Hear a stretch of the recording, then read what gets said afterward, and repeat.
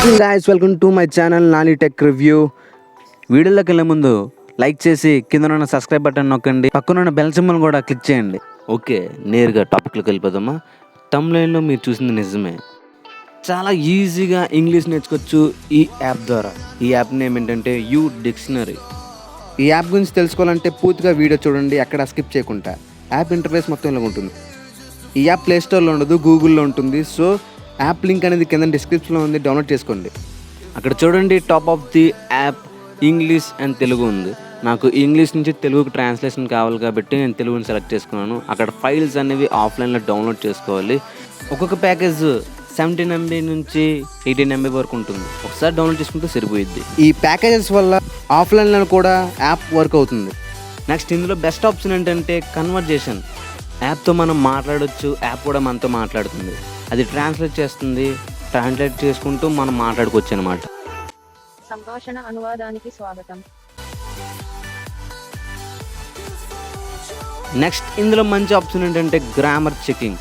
మన ఇంగ్లీష్లోనే చాలా తప్పులు చేస్తాము, ఆ గ్రామర్ తప్ప రైటా అనేది ఈ యాప్ అనేది చెక్ చేసుకొని మనకు చెప్తుంది. అది తప్పు అయితే కింద రెడ్ కలర్ అండర్లైన్ వస్తుంది. అది తప్పని చూపించడమే కాకుండా కరెక్ట్ స్పెల్లింగ్ని కూడా చూపిస్తుంది.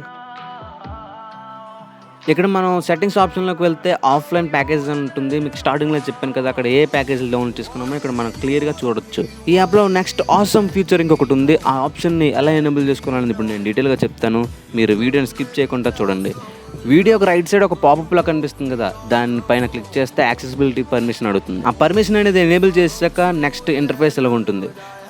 లెఫ్ట్ సైడ్ ఒక సెర్చ్ బార్లో ఉంటుంది. ఆ సెర్చ్ బార్ని తీసుకువెళ్ళి మనకి ఏ వర్డ్ అనేది అర్థం కావట్లేదు, ఆ వర్డ్ పైకి వెళ్ళి జస్ట్ స్టే చేస్తే చాలు, అక్కడ తెలుగులో ట్రాన్స్లేట్ అయిపోద్ది అనమాట, ఇంగ్లీష్ టు తెలుగు. ఇక్కడ డీటెయిల్గా చూపిస్తున్నాను చూడండి.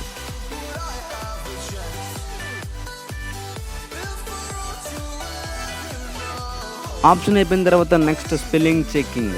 స్పెల్లింగ్ చెకింగ్ ఏంటంటే డైలీ ఒక క్విజ్లా ఉంటుంది. స్పెల్లింగ్ అది రైటా రాంగ్ అని చెప్పేసి ఆప్షన్స్లోని సెలెక్ట్ చేసుకొని గేమ్ ఆడుకోవచ్చు అనమాట. ఇది లైక్ క్విజ్ లాగా.